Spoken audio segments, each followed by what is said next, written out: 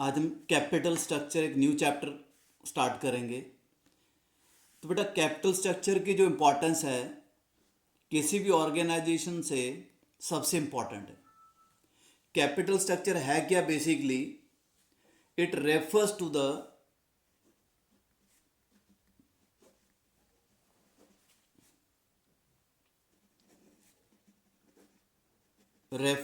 The permanent financing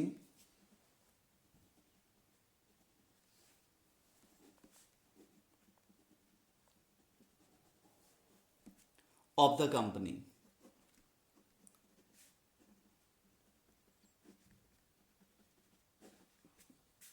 it includes, इसमें आता क्या basically, long term debts,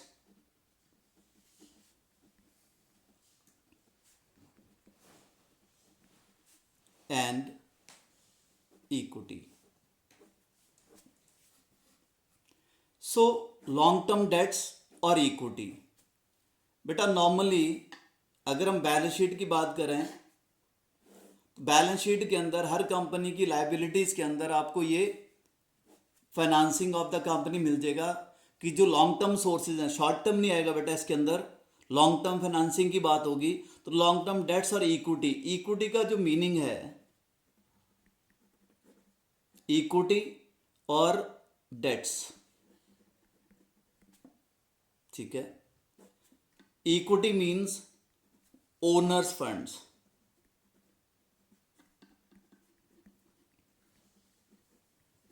and that means outsider funds.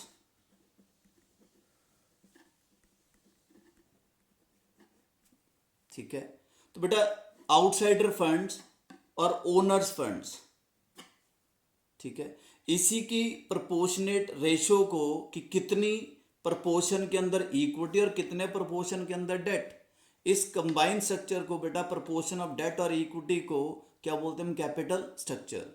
तो जो ओनर्स फंड्स हैं, ओनर फंड्स के अंदर आता क्या क्या है? एक तो बेटा सबसे मेन है इसके अंदर equity share capital,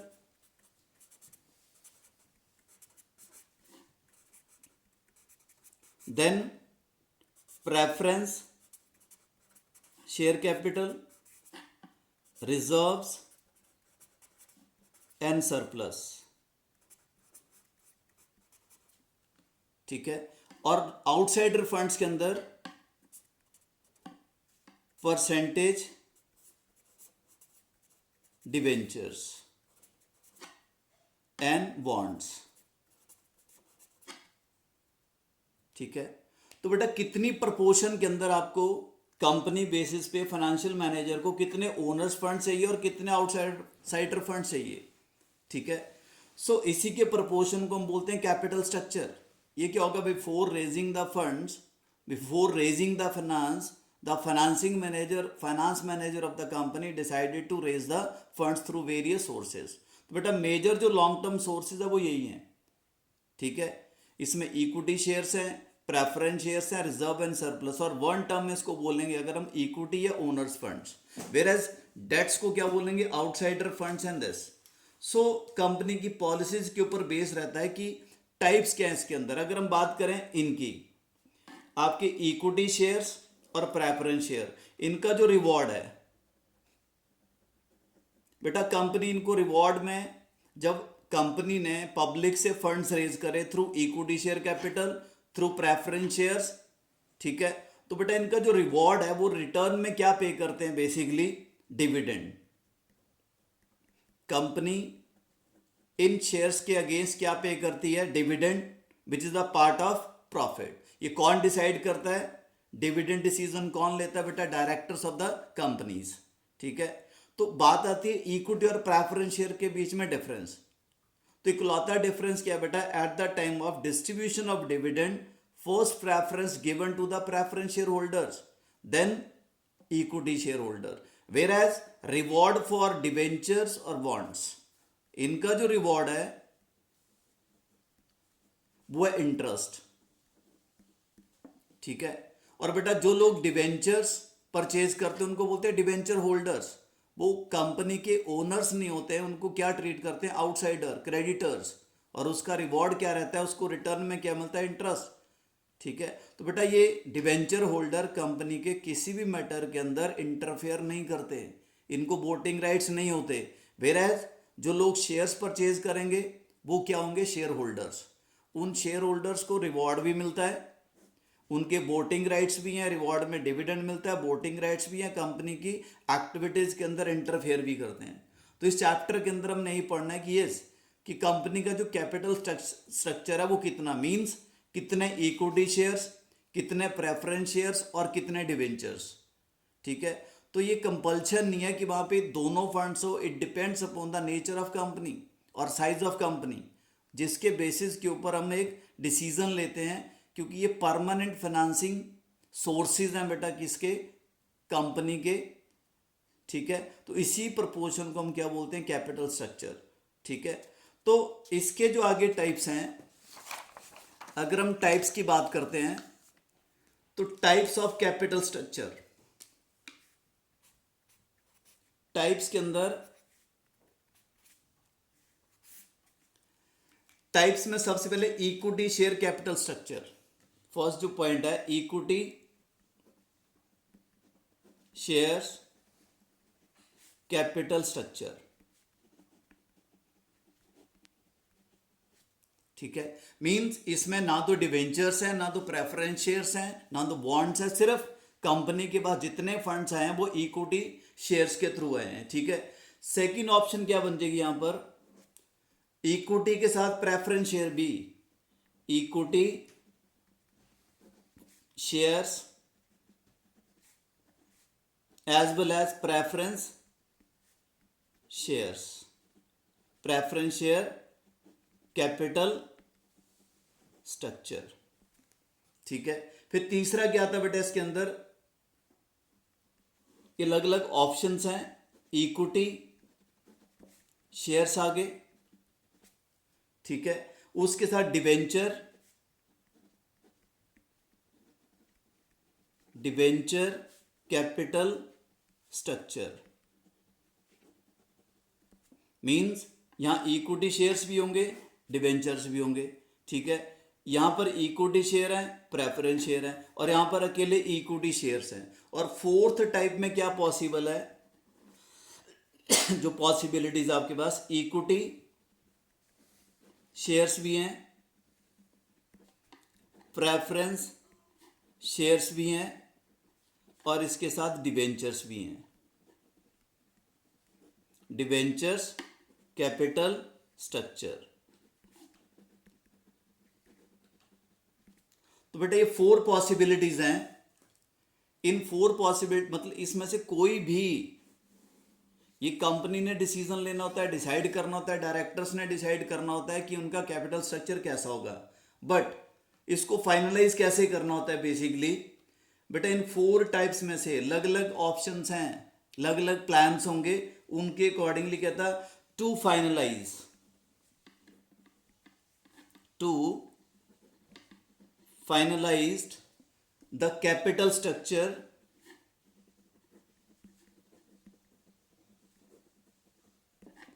from the above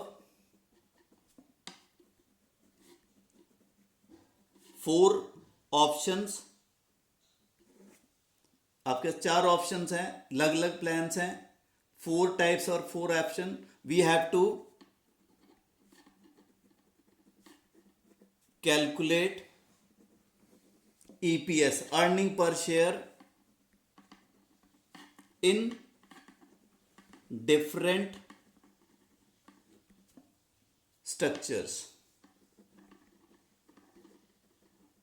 ठीक है, मतलब before finalising the capital structure, इन चारों कैटेगरीज के अंदर, ऑप्शंस के अंदर हमें क्या निकालना बेटा, earning per share, EPS, earning per share.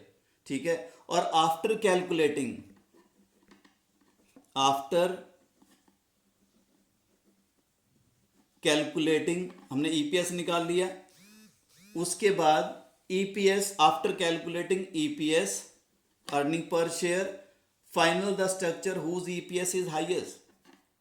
ठीक है, तो बेटा इसको फाइनलाइज कैसे करना है, EPS and final the structure whose EPS is high। ठीक है, मतलब इस ऑप्शन के अंदर इसको प्लान भी बोलते हैं, ऑप्शन 1 भी बोल देंगे, प्लान 1 भी बोल देंगे, प्लान 2 भी बोल देंगे, फिर plan 3 and plan 4। In 4 plans के अंदर, 4 टाइप्स के अंदर हमें फाइनलाइज क्या करना होता है, ईपीएस अर्निंग पर शेयर। चारों प्लान्स के अंदर या वट एवर जो भी क्वेश्चन की रिक्वायरमेंट होगी, उन प्लान्स के अकॉर्डिंगली हमने जब ईपीएस निकाल लिया तो बेटा आपस में वो कंपेयर करना होता है हमने कि हाँ जी किस प्लान का ईपीएस हाईएस्ट है, और बेटा जिस प्लान का ईपीएस हाईएस्ट होगा वही आपका क्या रहेगा यहाँ पर फाइनल कैपिटल स्ट्रक्चर। अगर इसमें ईपीएस हाई आता है तो बेटा कंपनी कहाँ से फंड्स रेज करेगी, इक्विटी शेयर से। इसका ईपीएस हाई आता है तो इक्विटी और प्रेफरेंस से जो भी दिया होगा, ठीक है। इसका ईपीएस हाई आता है तो इक्विटी शेयर्स होंगे, डिवेंचर्स होंगे। अगर इसका ईपीएस हाई आएगा तो इक्विटी शेयर्स, प्रेफरेंस शेयर और डिवेंचर होंगे आपके कैपिटल स्ट्रक्चर के अंदर, ठीक है। तो इसमें सबसे इंपॉर्टेंट जो है वो है कैलकुलेशन ऑफ ईपीएस। इसको एक एग्जाम्पल से क्लियर करते हैं हम कि ईपीएस निकलता कैसे है, ठीक है। तो बेटा ईपीएस निकालने के लिए कहता है calculation of EPS, earning per share. अगर हम एक छोटा सा एग्जाम्पल लेके चलते हैं, कहता there are 3 plans, plan 1, plan 2 and plan 3। आपके पास 3 प्लान्स हैं। अब इन प्लान्स के अंदर सबसे पहले क्या चाहिए हमें, दिया होगा आपको earning before interest and tax, EBIT, earning before interest and tax. मैं अपनी तरफ से अज्यूम कर लेता हूं कि फर्स्ट प्लान के अंदर था 2,50,000, सेकंड प्लान के अंदर 3,50,000 और थर्ड प्लान के अंदर से 5 lakhs। ये बेटा earning before interest and tax से लेस इंटरेस्ट ऑन डिवेंचर्स, ठीक है। सो मैंने अज्यूम करा इसका रेट से 10% था, अपनी तरफ से अज्यूम करके चलते हैं, बाकी आपको क्वेश्चन में दिया होगा से अगर आपके पास 1 लाख डिवेंचर्स हैं तो उसका इंटरेस्ट 10,000, यहां भी इंटरेस्ट 10,000 और यहां भी इंटरेस्ट 10,000। तीनों प्लान्स के अंदर अगर आपके डिवेंचर्स सेम रहते हैं तो बेटा उसका रेट भी आपको गिवन है, कहता 10%, तो हमने वो यहां से माइनस करा लेस। अगर किसी प्लान में प्रेफरेंस शेयर भी हैं तो यहां पे क्या आएगा, प्रेफरेंस डिविडेंड दिया होगा, लेस प्रेफरेंस डिविडेंड से मैंने अज्यूम कर लिया जो भी रेट दिया होगा आपको 14%। अब 14% से यहां पर प्रेफरेंस शेयर नहीं थे इस प्लान के अंदर और इन दोनों में थे, जो भी थे उसके ऊपर आपने 14% निकाला से 28,000 आ गया, और यहां पर प्रेफरेंस शेयर का वॉल्यूम ज़्यादा था तो उसका डिविडेंड क्या आ गया, 74,000, ठीक है। डिवेंचर्स भी हो गए और प्रेफरेंस डिविडेंड भी हो गए, ठीक है। प्रेफरेंस शेयर्स के ऊपर प्रेफरेंस डिविडेंड कैलकुलेट होगा और डिवेंचर्स के ऊपर इंटरेस्ट कैलकुलेट होगा आपके क्वेश्चन के अकॉर्डिंगली, ठीक है। इसके बाद अब बेटा जो बचा आपके पास 2,50,000 माइनस 10,000, ये आ गया 2,40,000, where as 350 minus 10,000 minus 28,000 it comes 3 lakh से माइनस किया 3,12,000, और बेटा ये माइनस किया आपने 10 और 74, 84 अगर माइनस करोगे आप तो ये आएगा आपका अराउंड 4,16,000,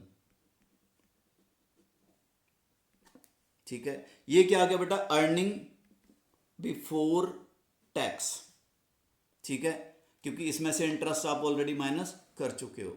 अब से मैंने अज्यूम करा लेस टैक्स, टैक्स रेट था बेटा से 50 ले लेते हैं, 50%।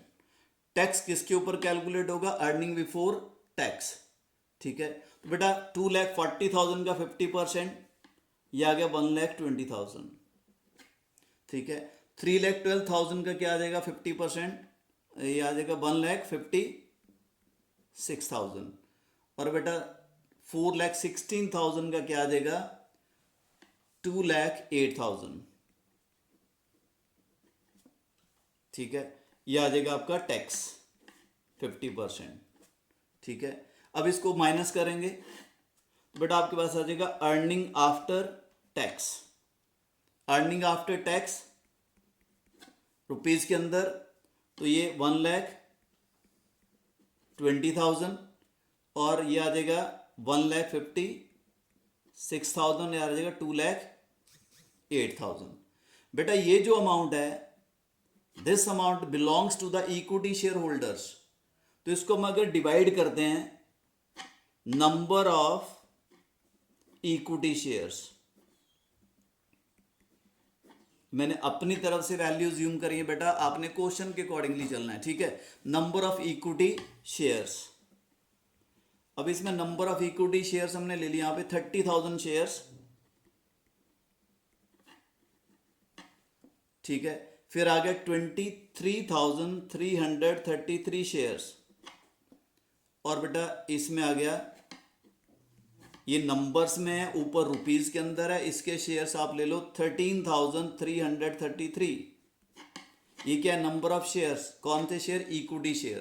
तो इसको आप अगर डिवाइड करोगे तो आपके पास क्या आ जाएगा ईपीएस, अर्निंग पर शेयर। तो इसको डिवाइड करा 120 डिवाइडेड बाय 30,000 रुपीज 4, देन इसको डिवाइड करोगे तो ये आ जाएगा आपका 6.68 पर शेयर। और बेटा अगर इसको डिवाइड करोगे आप तो ये आ जाएगा आपका 15.60 पर शेयर। ठीक है, अब बेटा इसके बेसिस के ऊपर ईपीएस का फॉर्मूला आपको पता होना चाहिए कि ईपीएस निकलता कैसे है। तो अर्निंग आफ्टर टैक्स या profit available to equity share holder divided by number of equity shares, you will get the EPS, earning per share. ठीक है, अब आपको स्ट्रक्चर फाइनलाइज करना है कि प्लान ए, प्लान 1, प्लान 2 और प्लान 3 का। तो इस प्लान के अंदर अगर हम बात करें तो हमने क्या चेक करना है, पीछे नोट में भी लिखा आपने ईपीएस। तो बेटा तीनों में ईपीएस हाईएस्ट कौन सा है, फर्स्ट ऑप्शन का जो ईपीएस है उसका रेट चेक कर लो पहले। उसका रेट है बेटा ईपीएस 4, दूसरे का 6.68। मैंने क्या बोला था कि ईपीएस हाईएस्ट होगा वो प्लान फाइनलाइज होगा। तो बेटा इसका जो ईपीएस है वो है 15.60। तो आपको एंड में कंक्लूजन में क्या लिखना होता है, the EPS highest, the EPS earning per share is highest eight rupees 15.60। ठीक है जी। सो इन प्लान, कौन सा प्लान था आपका, इन प्लान 3। ठीक है, so it may be accepted by the company, so it may be accepted by the company. तो बेटा कंपनी का जो डिसीजन मैंने बोला किसके ऊपर डिपेंड करता है, आपके ईपीएस के ऊपर। ठीक है, सो ईपीएस निकाला। ईपीएस के बाद हम बात करेंगे क्या जी, जो एंड में लिखना है क्वेश्चन के आपने, आफ्टर कैलकुलेटिंग ईपीएस। तो बेटा एंड में जिसका ईपीएस हाईएस्ट आएगा आपको लास्ट में एक नोट दिखना पड़ेगा, इससे आपको ईपीएस मिल जाएगा। ठीक है, तो कैपिटल स्ट्रक्चर जो है ये एक तरह से होता क्या है, अगर हम नोट की बात करें तो एक नोट आपने याद रखना है। यहाँ पर स्टार्टिंग में भी लिखा था हमने, वो क्या है, capital structure is a mix of, capital structure is a mix of debt and equity. ठीक है, इक्विटी मतलब owners funds, debts means outsiders funds. ठीक है, so first of all you should know the meaning of capital structure, then बेटा to make finalise the capital structure by the company they have to follow the different plans. ठीक है, उन plans के अंदर मैंने 4 categories की बात करी थी, तो 4 कैटेगरीज में से कोई भी कॉम्बिनेशन दिया होगा, आपने उसके अकॉर्डिंगली एक फॉर्मेट डिवीजन करना है इस वे से, और एंड में क्या निकालना है, ईपीएस, और ईपीएस बेसिस के ऊपर आपको डिसीजन करना है, डिसाइड करना है, फाइनलाइज करना है। ओके।